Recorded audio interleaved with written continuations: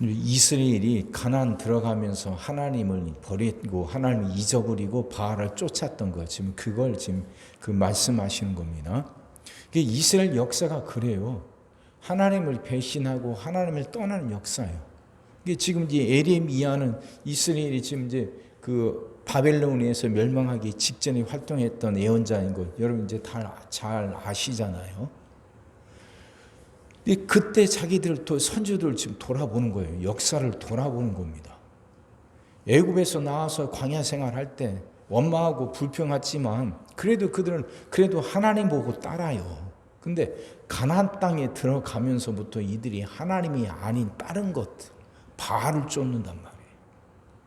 이게 이스라엘의 하나님 배신의 역사는 그들이 가나안 땅에 들어가면서부터 시작이 돼요. 가나안 땅이 어떤 곳입니까? 젖과 꿀이 흐르는 땅이고 이스라엘이 오매불망 그렇게 들어가기를 바라고 원하던 땅 아닙니까? 종살이하던 그들이 자신들의 땅을 갖기를 소망하잖아요.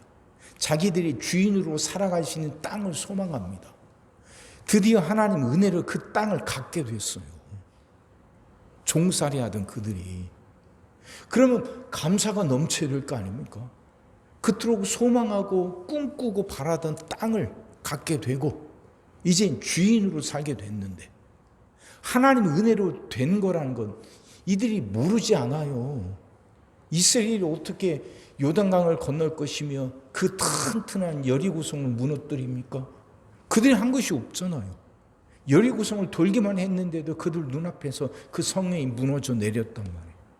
가나안 땅에 살고 있는 7 족속들과 이스라엘에 싸워서 승리할 수 있는 가능성은 전혀 없단 말이에요. 오직 하나님의 은혜였어요. 그 은혜로 들어간 땅, 그 은혜로 갖게 된 땅이니까 오직 감사하고 오직 그 하나님만 붙들고 살아가는 게 당연한 거 아닙니까? 근데 이들의 배반의 역사, 배신의 역사는 그 가나안 땅을 차지하고 나서부터 시작이 돼요. 참 아이러니죠. 그토록 바라고 소망하던 땅, 그 땅을 갖고 나서부터 하나님, 그 땅을 주신 하나님을 배신해요. 이유가 있죠. 눈에 보이는 것 때문에 그렇습니다. 눈에 보이는 것. 가나안 땅에 들어가니까 그 땅에 살고 있는 그 가나안 7 족속들이 착한 살아요. 그들은 농경 문화라 했잖아요. 농경 문화. 이스라엘은 목축 문화, 떠돌아다니는 목축 문화보다 한 곳에 이렇게 정착해서 살아가는 농경 문화가 훨씬 더 발전합니다. 발달했습니다. 첨단 문화예요, 그게. 그러니 이들이 훨씬 더 잘 살아요. 잘 살아. 그러니 가나안 땅에 들어가 보니까 이스라엘 사람들이 그 가나안 사람들이 살아가는 걸 모습을 보면서 막 눈이 휘둥그레진 거예요. 야, 이렇게 잘 살 수도 있구나. 이렇게도 사는구나. 그 성경에서도 건포도 떡 이야기가 가끔 나오죠. 그 건포도 떡. 이스라엘은 명절 때나 반드시 1년에 몇 번 그 구경하는 게 전부인데 그 가나안 땅에 사는 사람들은 그걸 맘마뭐 언제든지 해먹어요. 언제든지 흔적만져.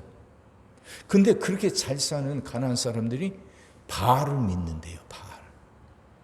바알이 비를 내려줘서 농사가 그렇게 잘 돼서 풍성하게 살아간대. 거기에 혹한 거예요. 사람들이 외부로부터 많은 정보들이 들어오지 않습니까? 근데 이 정보가 눈으로 보는 것이 굉장히 자극적이에요. 그래서 백문이 불여 일견 그러잖아요. 100번 듣는 것보다 한 번 눈으로 100번 듣는 것이 한 번 눈으로 보는 것보다 못하단 말 아닙니까? 그만큼 눈으로 보는 것이 굉장히 강렬하고 자극적이라는 거예요. 들어가서 가나안 사람들이 사는 걸 보니까 귀로 듣는 게 아니라 눈으로 보고 나니까 휘둥그레지고 생각이 바뀌는 겁니다.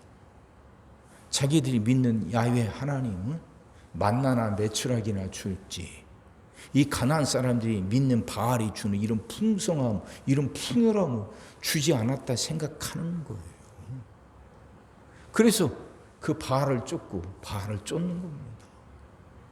그들을 인도하셨던 하나님은 버리고 그 사막에서 그들을 인도하셨던 하나님인데 6절 보세요. 그들이 우리를 애굽 땅에서 인도하여 내시고 광야 곧 사막과 구덩이 땅 건조하고 사망의 그늘질 땅 사람이 그곳으로 다니지 아니하고 그곳에 사람이 거주하지 아니하는 땅을 우리가 통과하게 하시던 여호와. 하나님이 이렇게 은혜를 주셨는데 그 여호와께서 어디 계시냐 하고 말하지 아니하였도다. 하나님 찾지 않았다는 거죠. 바알이 더 커 보이니까, 바알이 더 좋은 것을 주는 것 같으니까. 여기서 그래요. 근데 실제로는 눈에 보이는 것보다도 눈에 보이지 않는 게 더 크고 강한 건데, 이스라엘을 지켜주신 분 하나님이고 그들이 눈에 보이는 바알이 아닌 보이지 않는 야훼 하나님이 그들을 지켜주시는 건데, 그냥 눈에 보이는 것이 전부 다라고 여기니까 거기에 혹혀버리니까 정말 중요한 것을 놓쳐버리고 말았단 말이죠. 그게 13절 말씀이에요. 내 백성이 두 가지 악을 행하였나니 곧 그들이 생수의 근원되는 나를 버린 것과 스스로 웅덩이를 판 것인데 그것은 그 물을 가두지 못할 터진 웅덩이들이니라. 이 말씀, 가슴 아픈 말씀 아닙니까? 실컷 그들을 인도하시고 가나안 땅을 주신 하나님은 버리고 눈에 보이는 바알을 쫓아요. 생수의 근원을 버린 거예요. 하나님 버린 것이 생수의 근원. 물은 거기서 나오는 건데, 비는 바알이 내리는 게 아니라 하나님이 내려주시는 건데, 눈에 보이는 가나안 사람들, 잘 사는 사람들이 바알을 믿는다니까 그게 진짜인 줄 알고 그 바알을 쫓았단 말이죠. 그 바알을 쫓는 것이 웅덩이를 판 거란 거예요. 웅덩이를. 하나님은 은혜를 주실 때까지 우리는 기다려야 돼요. 바알은 달라요. 바알은 자신들이 조정을 해요. 바알에게 제물을 바치고 그 앞에서 뭐하고 이것도 달라고 저것도 달라고. 바알이 사람들에게 요구하는 건 없어요. 뭐 계명을 지켜라 이런 말 안 해요. 바알은 갖다가 제물만 바치면 그냥 좋아요. 그걸로 끝나요. 근데 하나님은 다르거든요. 하나님 율법을 주셔요. 이렇게 살아야 되고 저렇게 살아야 되고 이걸 지켜야 되고 저걸 지켜야 돼요. 하나님은 우리에게 요구하시는 것이 많아요. 그러니 그런 하나님 믿는 것보다 바알을 쫓는 것이 훨씬 더 수월하고 쉽죠. 그 바알은 우리의 욕망을 이루어주는데, 하나님 우리 욕망을 제어시키지만 바알은 우리의 욕망을 자꾸 이게 조장해요. 더 크게, 더 크게, 더 많이. 이게 바알이에요. 하나님은 안 된다. 너를 죽여라. 십자가를 져라. 이렇게 말씀하시죠. 그러니 사람들이 웅덩이를 파죠. 하나님이 비를 내려주실 때까지 기다리는 것보다, 그 하나님이 주신 계명 율법을 지키는 것보다 바알을 쫓는 것이 쉽거든. 그러니 웅덩이를 판 거예요. 이 땅에 비가 잘 오지 않으니까 비가 오면 그거 이제 가둬둬서 언제나 쓰려고 웅덩이를 팠는데 그게 터진 웅덩이란 말이에요. 비가 내리면 이게 가두어서 쓸 것 같은데 다 새 나가고 마는 거예요. 사랑하는 성도 여러분, 눈으로 보는 것이 이렇단 말이에요.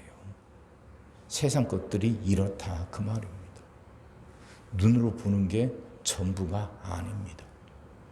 그건 굉장히 자극적이고 그것이 굉장히 힘이 세 보여요. 눈으로 보이는 것이. 근데 그게 전부가 아니에요. 비는 눈에 보이는 바알이 아니라 보이지 않는 하나님이, 야훼 하나님이 주시는 거예요. 생수의 근원은 눈에 보이는 바알이 아니라 보이지 않는 하나님이에요. 그러니 눈에 보이는 곳 쫓으면서 웅덩이를 아무 말이 많이 깊게 판다 하지만 그건 결국 터져버리고 말 웅덩이에요. 남지 않아요. 다 새나가고 말죠. 그거 쫓지 말고 하나님 찾자는 겁니다. 그래서 기억이 필요한 거예요. 그래서 기억이 필요한 거죠. 이들은 가나안 땅에 들어가서 다 잊어버린 거예요. 눈에 보이는 가난한 사람들이 잘 사는 것, 거기에 혹해서 애굽에서 그들을 건져내신 하나님, 가나안 땅을 차지하도록 도와주시고 광야에서 그들을 지켜주신 하나님은 잊어버린 거죠. 기억하지 않고 잊어버리니 그 바알을 쫓는 것, 하나님 버리는 것이 생수의 근원을 버리는 것인지도 모르고 하나님 찾지 않아요. 바알을 쫓는 것이 그 터져버린 웅덩이를 파는 것인데도 깨닫지 못하고 바알을 쫓으니 그 삶이 온전하겠냔 말이에요. 하나님이 그들과 싸우신다 그러는데 9절, 그러므로 내가 다시 싸우고 너희 자손들과도 싸우리라 여호와의 말씀이니라. 하나님과 싸워서 이길 수 있는 사람이 누구예요? 하나님이 싸우시면 그 하나님과 대결하고 대적하고 하나님과 겨뤄서 이길 수 있는 사람이 누가 있냐고요. 그 삶에 뭐가 남겠냐고요. 하나님이 싸우시는데. 무서운 말씀이잖아요. 기억하지 못하고 잊어버린 사람들, 하나님 은혜를 기억하지 못하는 사람들과 하나님이 싸우신대요. 이런 일은 없어야죠. 그런 일은 없어야죠. 기억하며 살아갑시다. 눈에 보이는 게 다가 아니에요. 바알이 아니라 야훼 하나님이 우리를 인도하시고 우리의 주인이셔요. 과거를 잊지 말고 기억하면서 그 하나님 붙들고 그 은혜 가운데 살아가는 여러분과 제가 되기를 주의 이름으로 축원합니다. 기도하겠습니다. 사랑의 주님, 말씀이 이해가 되게 하시고 깨달아지게 하시고 은혜가 되게 하여 주옵소서. 우리 눈에 보이는 세상들은 참 유혹적입니다. 우리의 마음을 끌어당기고 우리를 흔들어대는 것들이 세상에 참 많습니다. 그냥 가는 곳마다 도처에 그렇게 보이는 것들이 우리를 그렇게 흔들어댑니다. 마치 이스라엘 백성들이 가나안 땅에 들어가 가나안 백성들이 가나안 사람이 사는 것을 보고 그들이 흔들리고 바알을 쫓았듯이 우리도 그렇게 흔들립니다. 하나님 이런 우리를 긍휼히 여기시고 불쌍히 여기사 이제 말씀이 깨달아지게 하여 주옵시고 이 말씀 붙들게 하여 주옵소서. 무엇보다도 하나님이 주신 은혜를 기억하게 하여 주옵소서. 그 하나님을 잊지 않고 기억하게 하여 주시사 생수의 근원을 버리는 어리석은 일을 범하지 않게 하여 주옵시고 그 터져버리는 웅덩이를 파느라 그렇게 헛수고하는 어리석은 일이 없게 하여 주옵소서. 우리를 붙들어 주옵소서. 우리의 생각과 마음을 지켜주시고 우리의 기억을 지켜주옵소서. 하나님이 은혜 주셨고 그 하나님이 우리를 인도하셨던 기억을 끝까지 붙들게 하셔서 그 생수의 근원 되신 하나님과 함께 복되게 살아가는 우리들 되게 하여 주시옵소서. 오늘도 우리 모든 성도들 위해 기도합니다. 한 사람 한 가정 빠짐없이 일일이 찾아가셔서 오늘도 함께 하시고 은혜 내려 주옵소서. 가정들이 다 평안하게 하시고 식구들이 다 건강하게 하시며 생업이 다 형통하게 하시고 문제들이 다 해결받게 하여 주옵소서. 우리 자녀들을 축복하시고 앞길을 열어 주옵소서. 우리 자녀들이 하나님을 사랑하게 하시고 말씀을 지키게 하시며 하나님께 영광 돌리는 일꾼들로 살아가게 하여 주옵소서.